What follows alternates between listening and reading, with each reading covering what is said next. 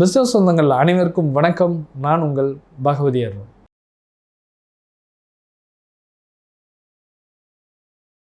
இன்னைக்கு பார்க்க போகிற வீடியோ என்னென்னா, மார்க்கெட்டிங் ட்ரெண்டை எப்படி புரிஞ்சுக்கணும் அப்படிங்கிறது தான். மார்க்கெட்டிங் ட்ரெண்டுனா என்ன? ஒரு எக்ஸாம்பிளோட பார்ப்போமே.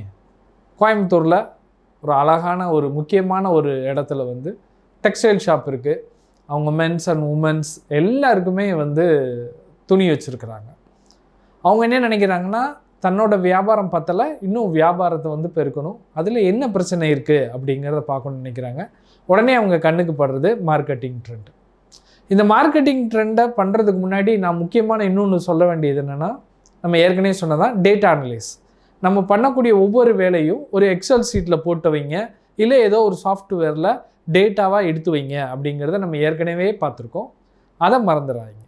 இப்போது நம்ம மார்க்கெட்டிங் ட்ரெண்டை பார்க்கணும் அப்படின்னா முதல்ல என்ன பண்ணணும்? இந்த பர்டிகுலர் டெக்ஸ்டைல் ஷாப்புக்கு 15 கிலோமீட்டர்லேருந்தோ 20 கிலோமீட்டர் சுற்றளவில் இருந்தோ ஆட்கள் வரணும். இங்கே இருக்கக்கூடிய மக்கள் தொகை எப்படிப்பட்ட மக்கள் தொகை?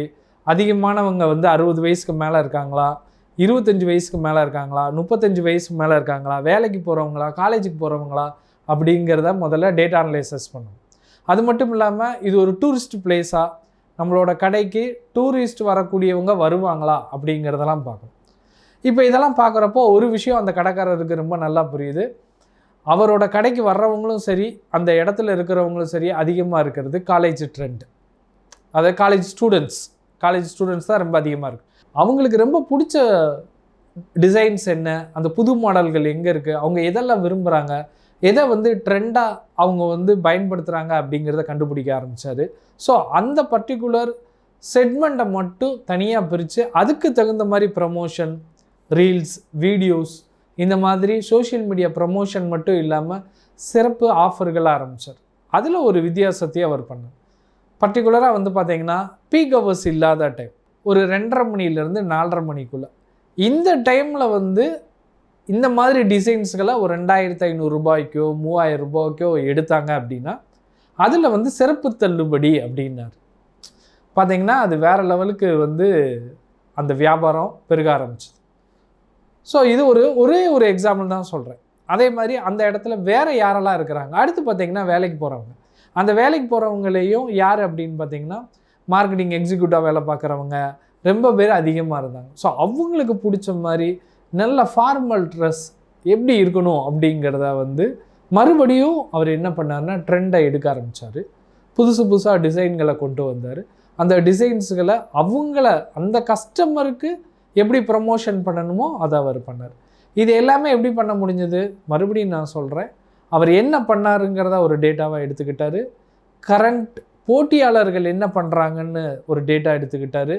அந்த பகுதியில் இருக்கக்கூடிய மக்கள் தொகையில் எவ்வளோ பேர் குறிப்பிட்ட சதவீதம் இருக்காங்க அப்படிங்கிறத அவர் பார்த்தார்.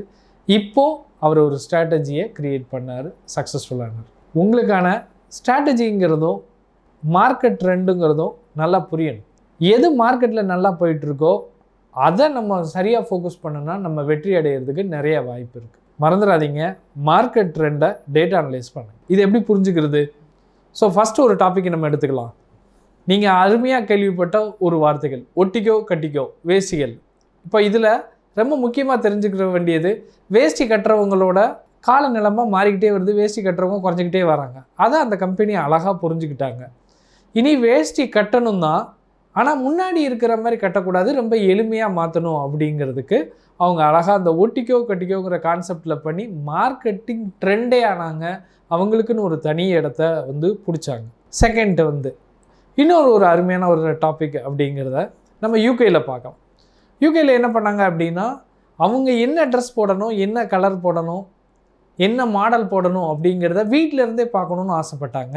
அதுக்கு அவங்க யூஸ் பண்ண ஒரு மெத்தடு தான் ஆகுமெண்டட் ரியாலிட்டி. அவங்களோட வெப் கேமராவிலே அவங்க என்ன ட்ரெஸ் போடணும், அது எப்படி இருக்கும், மேட்ச் ஆகுமா, அவங்களுக்கு மேட்ச் ஆகுமா, எல்லாத்தையும் வீட்டில் இருந்தே முடிவு பண்ணிவிட்டு அந்த நிறுவனத்துக்கு போய் கடைசியில் என்ன பண்ணாங்க, தொட்டு பார்த்து அதை வாங்கி வீட்டுக்கு வந்தாங்க. இது ஒரு மார்க்கெட்டிங் ட்ரெண்டு தான், ரொம்ப மாடர்னான ஒரு மார்க்கெட்டிங் ட்ரெண்டு. மூணாவது டாபிக் பார்த்திங்கன்னா யூகேயில் நடந்த ஒரு முக்கியமான ஒரு ஃபேஷன் ஷோ. இந்த ஃபேஷன் ஷோவில் எக்கோ ஃப்ரெண்ட்லியாக இருக்கக்கூடிய நூல்களை மட்டும் வச்சு அழகாக தயார் பண்ண ட்ரெஸ்ஸை ஒருத்தங்க அறிமுகப்படுத்துனாங்க.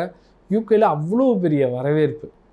அந்த ஃபேஷன் ஷோவில் அழகாக ப்ரெசென்ட் பண்ணாங்க.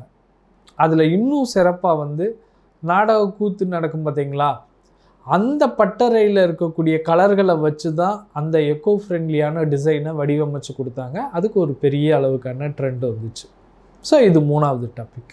4வது முக்கியமான ஒரு டாபிக், இன்றைக்கி தமிழ்நாட்டில்னு மட்டும் இல்லை, இந்தியாவில் பெரும்பாலானவங்க யூஸ் பண்ணுறக்கூடிய நைட்டி. அது பெண்களுக்கு எவ்வளோ கம்ஃபர்டபுளாக இருக்கும், அவங்க தன்னோட வேலை நாட்கள்லாம் முடிச்சுட்டு வந்து எவ்வளோ ரிலாக்ஸ்டாக இருக்கணும் அப்படிங்கிறத பண்ணிட்டு உடுத்தப்பட்ட ஒரு ஆடை தான் அது. அதுவும் கூட ஒரு மிக முக்கியமான ஒரு ட்ரெண்டு தான். ஸோ இந்த 4 டாப்பிக்குமே மார்க்கெட்டிங் ட்ரெண்ட் என்னன்னு நம்ம புரிஞ்சுக்கிட்டோம்னா நம்ம பிஸ்னஸுக்கு அதை எப்படி சரியாக பயன்படுத்தினா சீக்கிரமே வெற்றி அடைய முடியும் அப்படிங்கிறத பார்க்கறது தான். ஸோ மறந்துடாதீங்க, இந்த டாபிக் உங்களுக்கு பிடிச்சிருந்துச்சுன்னா மறக்காமல் சப்ஸ்கிரைப் பண்ணுங்கள். பிஸ்னஸ் சொந்தங்கள் அனைவருக்கும் நன்றி, வணக்கம். நான் உங்கள் பகவதி அருண்.